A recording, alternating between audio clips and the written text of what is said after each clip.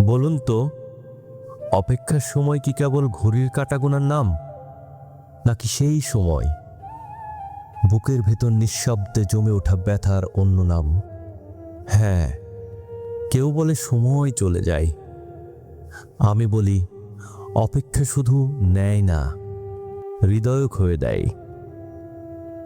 অপেক্ষা একটা অদৃশ্য নদীর মতো, যেখানে সময় বয়ে চলে কিন্তু স্রোতের সঙ্গে ভেসে যায় না আমাদের আশা, বরং পাথরের মতো জমে থাকে বুকের ভেতর। কেউ অপেক্ষা করে চিঠির উত্তর আসবে বলে, কারো ফোন বেজে উঠবে বলে, বা একদিন দরজায় দাঁড়িয়ে থাকবে প্রিয় মানুষটা, হাসি মুখে বলবে আমি ফিরে এসেছি। কিন্তু সময়ের কি দয়া আছে? সে তো কেবল নিজের নিয়মেই চলে। অপেক্ষার কষ্টে দিন রাতের পার্থক্য মুছে যায়। একটা দীর্ঘ অন্ধকারের টানেলের ভিতর মিশে যায় সব আলো। অপেক্ষা কখনো মধুর, কখনো বিষাদময়।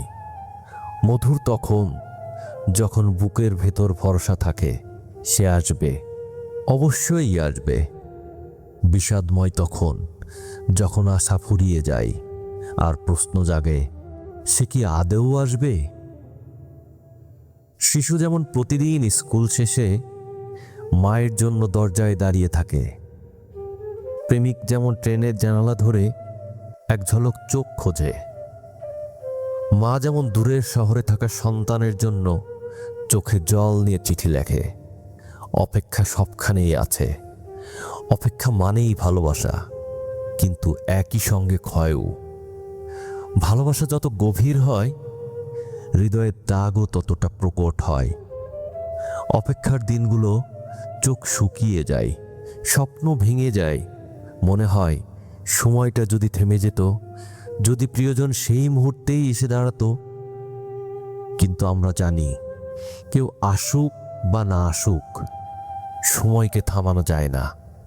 তবুও হৃদয় বলে আমি অপেক্ষা করব। কখনো মনে হয় অপেক্ষা একটা নীরব যুদ্ধ, যেখানে অস্ত্র নেই, শুধু সহ্য করার ক্ষমতাই একমাত্র ঢাল।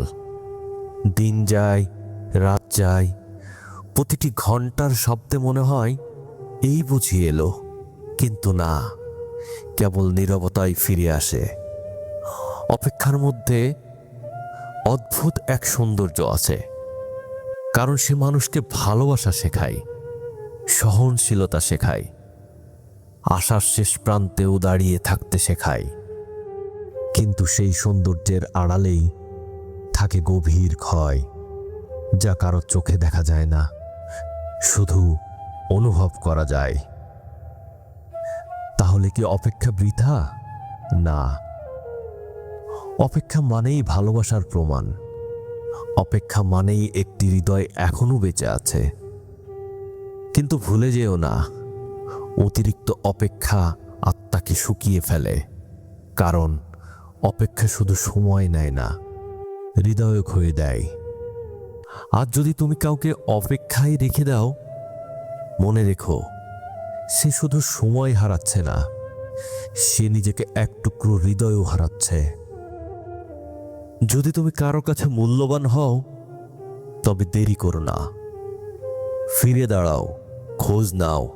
কারণ অপেক্ষার দিনগুলো মানুষকে গড়ে তোলে না, বরং ভেঙে দেয়।